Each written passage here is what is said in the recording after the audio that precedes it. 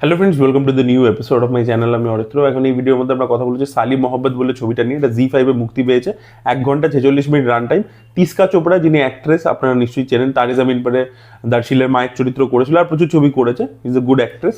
তো তার আর কি ডিরেক্টোরিয়াল ডেবিউ। এবং ছবির মধ্যে রাধিকা আপ্টে, আমাদের বাংলা থেকে সৌর সেনী রয়েছে, দিব্যেন্দু রয়েছে, অনুরাগ কাশ্যপ রয়েছে। তো একটা বড় স্টার কাস্ট নিয়ে থ্রিলার একটা ছবি আর কি। এবার ছবিটার মধ্যে কিছু জিনিস কিন্তু ইন্টারেস্টিং ছিল, ঠিক আছে। ছবিটার মধ্যে কিছু আইডিয়া লেভেলে ইন্টারেস্টিং আছে। যে রাধিকা আপ্টে যে ক্যারেক্টারটা, সে প্রচুর ফার্মিং করে, গাছের সম্পর্কে তার প্রচুর আইডিয়াস আছে, ফুলদের ব্যাপারে প্রচুর আইডিয়াস আছে, ফলদের ব্যাপারে। তো সেইগুলোকে সে ইউজ করে কিছু মার্ডার্স ইত্যাদি করছে। এটা দেখুন স্পয়লার নয়, ট্রেলার লেভেলে আমরা বুঝে গেছিলাম, ট্রেলারেই সব দেখিয়ে দিয়েছে।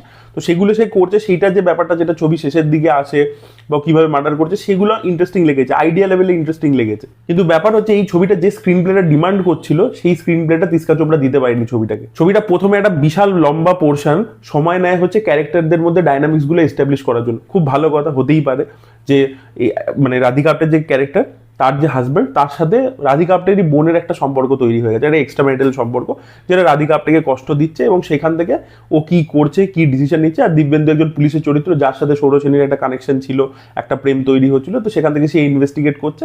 তো এই আর কি মোটামুটি সেট আপ। এই সেট আপটাকে অনেকক্ষণ ধরে করা হয়েছে, কিন্তু সেট আপের মধ্যে যা যা দেখাচ্ছে সেগুলো খুব রুটিন।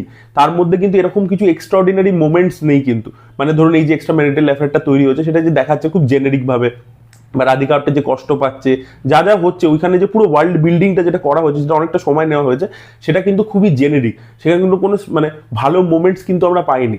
অ্যাক্টররা ভালো, তাই জন্য কাজ ভালো করেছে, তারা দেখতে খারাপ লাগছে না, কিন্তু nothing extraordinary is coming out in those portions.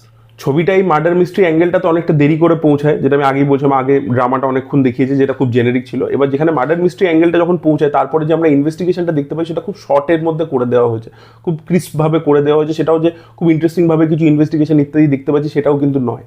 তো বেসিক্যালি রাধিকা আপ্টে আর দিব্যেন্দু, যে পুলিশ অফিসার যে ইনভেস্টিগেট করছে, তাদের মধ্যে যে ব্যাক অ্যান্ড ফোর্থটা আমরা ছবির মধ্যে দেখতে পাই, যেটা খুবই অল্প পোর্শন জুড়ে রয়েছে, সেটা অ্যাকচুয়ালি খুব ইন্টারেস্টিং লাগছিল দেখতে। তো সেটা অ্যাকচুয়ালি ছবির মেজর চাঙ্ক জুড়ে যদি হতো, যে পুলিশটা ওকে ট্র্যাক ডাউন করবার চেষ্টা করছে, সন্দেহ ওর ওপর রয়েছে, ও বাঁচার চেষ্টা করছে, সেটা নিয়ে যদি ছবির মেজর চাঙ্কটা হতো, তাহলে আরো বেশি ইন্টারেস্টিং হতে পারতো ছবিটা। আর ছবিটা যেভাবে শুরু হয়েছিল, ঠিক আছে, এবং একটা মানে একটা একটা পার্টি চলছে, সেখানে রাধিকা আপ্টে যেটা বলছে, তার পরবর্তীতে গিয়ে যেভাবে শেষ হচ্ছে, সেখানে একটা সারা সাকসেনা ক্যারেক্টারটাকে দিয়ে একটা মানে মজার জিনিস করা হয়েছে, তাকে ফিরিয়ে আনা হয়েছে।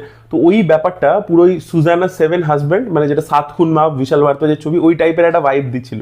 যে ক্যারেক্টারটা বারবার লুপে এই জিনিস করে, সেই জিনিসটা দেখিয়ে যদি ছবিটা এন্ড করে দিত, জিনিসটা মজার হতো। কিন্তু তারপরে আবার আরেকটা ওপেন এন্ড রাখার জন্য একটা জিনিস করা হয়েছে, সেটা আবার ব্যাপারটাকে ঘেটে দেয়, মানে যেটা পার্ট 2 সেট আপ করবার জন্য জোর করে করা।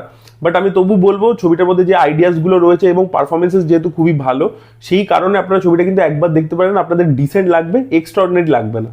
তো ছবিটা আরো ভালো হতে পারতো, যা আইডিয়াস ইত্যাদি ছিল, যা স্টার কাস্ট ছিল, ছবিটা আরো বেটার একটা ছবি হতে পারতো।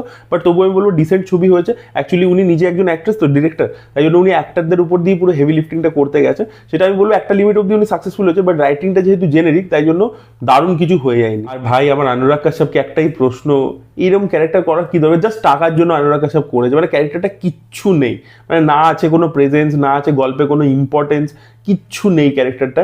তাও অনুরাগ কাশ্যপ গিয়ে হে হে করে হাসতে হাসতে করে দিয়েছে, এবং একই টাইপের অ্যাক্টিং যেটা সে সব ছবিতে করে, সেটা এখানেও করে দিয়েছে। তো এই ছিল আমার বক্তব্য সালি মহব্বত বলে ছবিটাকে নিয়ে। জি5 এ মুক্তি পেয়েছে। আপনারা যদি দেখেছেন, আপনাদের কি ওপিনিয়ন অবশ্যই কমেন্টে লিখে জানাবেন। Thank you so much, by.